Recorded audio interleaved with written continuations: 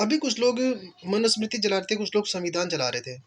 तो उससे मुझे याद आया कि आज़ादी के पहले 1927 के टाइम पे भी एक किताब छपी थी जिसका न्यूयॉर्क में भी विरोध हुआ था और उसकी प्रतियां न्यूयॉर्क में भी सड़कों पे भी जलाई गई थी।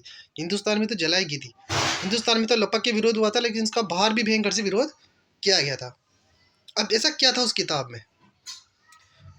उस किताब में जो हमारा करंट समाज था, उसकी इतनी कमियां थी और उसको इतना दबंग तरीके से उजागर किया गया था कि जो कोई भी पढ़ने वाला हो, उसका खून खोल जाए, आंखों में चिंगारी आ जाए उसके। औरतों के बारे से साथ जो गलत हो रहा था वो उसमें लिखा गया था। दलितों के साथ शोषण हो रहा था वो बताया गया था। जातिवाद, धर्म के नाम पे लूट, मंदिरों में क्या हो रहा है वो सारा सब कुछ। तो फिर ऐसा क्या था? लेखक थी इसकी, उस किताब का नाम था मदर इंडिया, और उसकी लेखक थी कैथरीन मेयो। वो इंग्लिश नहीं थी लेकिन ब्रिटिश थी। 1927 के टाइम में था ये, वही टाइम से साइमन कमीशन यहाँ इंडिया में आया था। एक्चुअल में ये किताब थी तो उसने लिखा तो बहुत दबंग तरीके से था। हिंदू राष्ट्र बनाने वालों के लिए उसने बहुत कमेंट किए थे, बहुत सही तरीके से बताया था कि देखो कितने गलत है। जो मुस्लिम लीग थी और जो वो अपने मुस्लिम राष्ट्र की बात कर रहे थे, उनके लिए भी उसने बहुत गजब तरीके से विरोध किया था। तो फिर ऐसा क्यों था कि इसका विरोध किया गया? और सारे पढ़े लिखे होने, गांधी जी ने तो ये तक कहा था कि ये नाली निरीक्षक के द्वारा लिखी हुई रिपोर्ट है, और 50 से भी ज़्यादा इसके ऊपर आलोचनात्मक किताबें लिखी हुई, इसके ऊपर पंपलेट छापे गए। तो ऐसा क्या था उसके अंदर? एक्चुअल में वो लिखी तो गई थी बहुत सही तरीके से, कई चीज़ें तो बहुत सही लिखी गई थी, लेकिन वो लिखी इंग्लिश गवर्नमेंट से इसके फेवर करते हुए लिखी गई थी। मतलब वो कहना ही चाहती थी कि अंग्रेज अगर इनको स्वतंत्रता दे भी दे तो ये तो इस लायक ही नहीं है, तो पढ़े लिखे ही नहीं लोग नहीं है, ये तो अपने ही समाज के दुश्मन है, इनसे तो इंसानियत नहीं है इन लोगों में। तो जो अंग्रेज लोग हैं उनके ऊपर राज कर रहे हैं, वो एक्चुअल में वो दुनिया का भला कर रहे हैं, इंसानियत का भला कर रहे हैं। ये लोग इस लायक नहीं है कि इनको स्वतंत्रता दी जाए, इनको सत्ता दी जाए।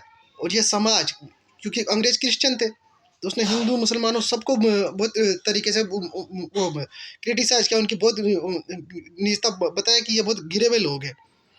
तो इस मंदिरों के बारे में, सबके बारे में जो छापा, उसकी मंशा यही थी। वो एक्चुअल में जो उसका मोटो था, उसका जो मिशन था, वो उसको फेवर करना था।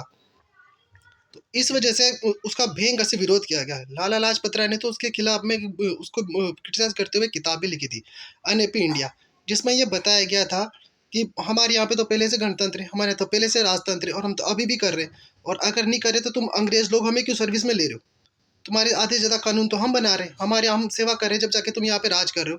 तुम्हारी गवर्नमेंट में तो हमारे लोग बैठे हुए हैं। और आप पुराना हमारे वेद पढ़ के देख लो, उसमें साइंस की इसकी बहुत सारी बातें मौजूद है। और हम लोग तो बरसों से ऐसे ही साथ रह रहे हैं, वर्ण व्यवस्था के साथ ही रह रहे हैं, हमें तो कोई दिक्कत नहीं है ऐसे रहने में। हम उसके अलावा और भी काफ़ी सारी बातें कि जैसे जलियांवाला बाग कांड हुआ है, तो इसमें हिंदू मुस्लिम क्या था? जलियांवाला बाग कांड क्या इन लोगों ने हमारी मदद के लिए किया है क्या, हमारे भले के लिए किया है क्या? और भी इतने सारे कानून ये लेके आ रहे हैं। घुटनों के बल चलोगे, पेट के बल लेट के चलोगे, कुत्तों का और जानवरों का अंदर आना बना है, ये क्या इंसानियत की सेवा है क्या? और ये हमारा पैसा लूट लूट के लेके जा रहे हैं यहाँ से, ये क्या, ये किसकी मदद है?